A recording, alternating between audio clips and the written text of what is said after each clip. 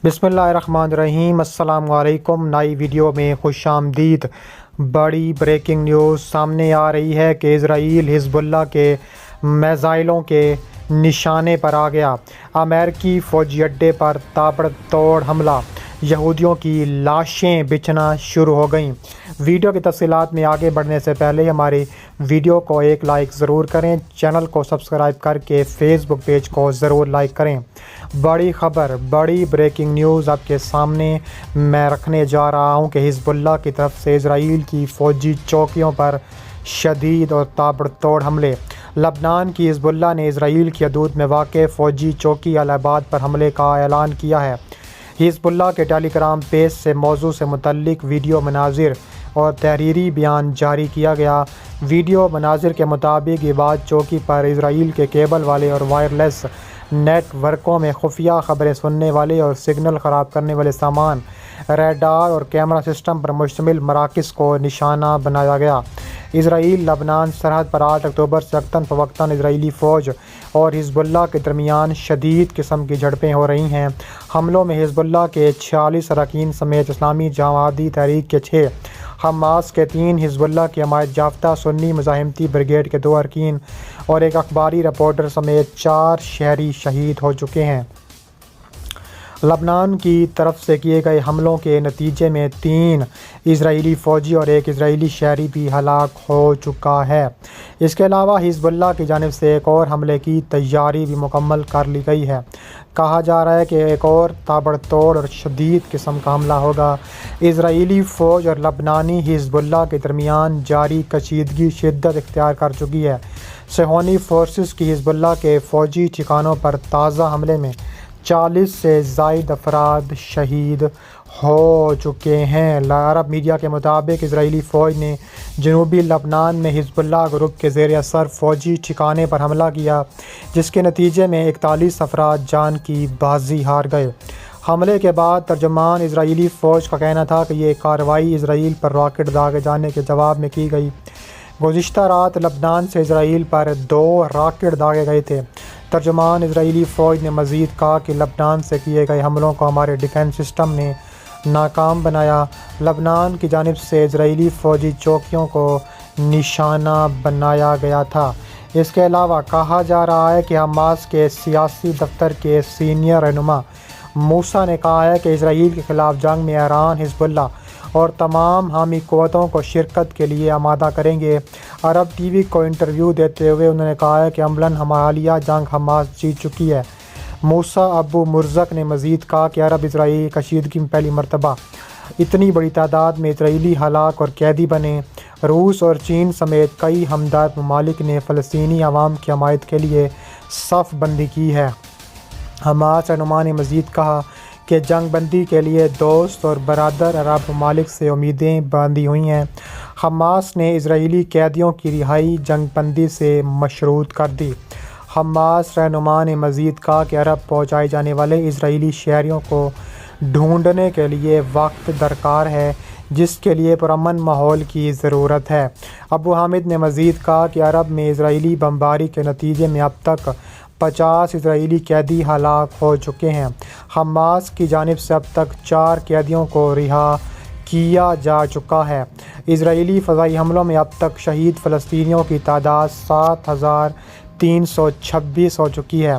इसके अलावा मज़ीद कहा जा रहा है कि हिजबुल्लाह ने इजरायली ड्रोन रॉकेट के ज़रिए मार गिराया है और मज़ीद भी मारने का इरादा रखते हैं। हिजबुल्लाह ने वाज़ेह किया है कि दुनिया के तमाम लड़ाका बहरी बेड़े भी आ जाएं तो हिजबुल्लाह को हमास की हमायत से दस्तबरदार नहीं करा सकते। लबनानी मीडिया ने दावा किया कि 20 रोज़ के दौरान इजराइल लबनान सरहद पर इजराइल के 17 फ़ौजियों को हलाक किया गया, जबकि इजरायली मीडिया ने तस्दीक की है कि जारी ऑपरेशन रक्सा तूफ़ान में इनके 309 फ़ौजी हलाक हो चुके हैं, जबकि 224 अफराद ताहाल यरगमाल हैं। हमास ने जुमेरात को भी इजरायली शहर तुल अबीब समेत मुख्तलिफ मकामात को रॉकेटों से نشانہ بنایا ہے۔ حماس اور حزب اللہ کے حملوں کے سبب 1.25 لاکھ سے زائد اسرائیلی آبادکاروں کو شمال سے جنوب منتقل ہونا پڑا تھا۔ اس کے علاوہ مزید کہا جا رہا ہے کہ غزہ میں جنگ شروع ہونے کے بعد سے علاقائی کشیدگی میں اضافے کے دوران کل شمالی غزہ میں اسرائیلی افواج کی جانب سے کی جانے والی بڑی زمینی دراندازی کے موقع پر اسرائیلی فوج نے اعلان کیا کہ اس نے جنوبی لبنان میں حزب اللہ کے ٹھکانوں کو شدید نشانہ بنایا ہے۔ فوج کے ترجمان اچائی ادرائی نے ایک ہفتے کے روز ایک بیان میں کہا ہے کہ ایک جنگی طیارے نے گزشتہ رات جنوبی لبنان میں حزب اللہ گروپ سے تعلق رکھنے والے ایک فوجی ٹھکانے پر حملہ کیا۔ ترجمان نے کہا ہے کہ یہ کارروائی لبنان سے اسرائیل کی جانب راکٹ داغے جانے کے جواب میں کی گئی ہے۔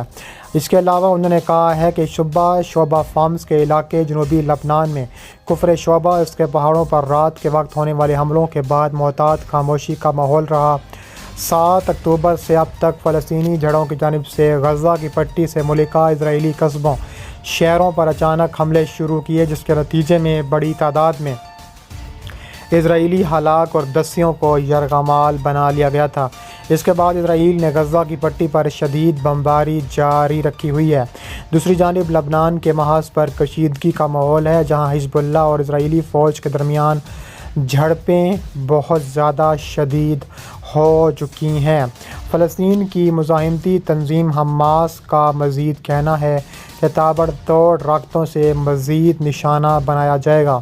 اسرائیل کے شہر تل ابیب سمیت مختلف مقامات کو راکٹوں سے نشانہ بنایا گیا ہے اور میڈیا رپورٹس میں بتایا گیا ہے کہ تل ابیب، یافا اور دیگر اسرائیلی شہروں میں راکٹوں سے تباہی ہوئی ہے۔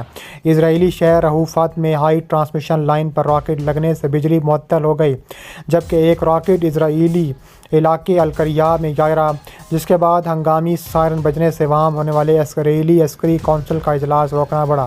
القسام بریگیڈ کی جانب سے جاری بیان میں بتایا گیا ہے کہ اسرائیل پر تازہ راکٹ حملے غزہ کی شہری آبادی پر شدید قسم کی بمباری کا منہ توڑ جواب ہے اور غزہ میں اسرائیلی جارحیت ابھی بھی بے لگام ہوتی دکھائی دے رہی ہے۔ شہید فلسطینیوں کی تعداد 7,000 سے متجاوز کر دی ہے۔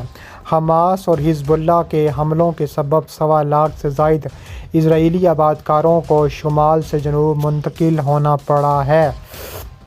دوسری جانب اسرائیلی فوج کا گزشتہ شب غزہ پٹی پر ایک بار پھر زمینی کارروائی کرنے کا دعویٰ کیا گیا ہے۔ کہا جا رہا ہے کہ منہ توڑ جواب دینے کی بھرپور تیاریاں مکمل ہو چکی ہیں۔ کہا جا رہا ہے کہ حزب اللہ نے مزید دھمکی دی ہے کہ اگر اسرائیل باز نہ آیا تو تابڑ توڑ ہمارے راکٹوں کا نشانہ بنے گا اور ایسی جگہ ہٹ کریں گے کہ اسرائیل کی آنے والی نسلیں بھی یاد رکھیں گی۔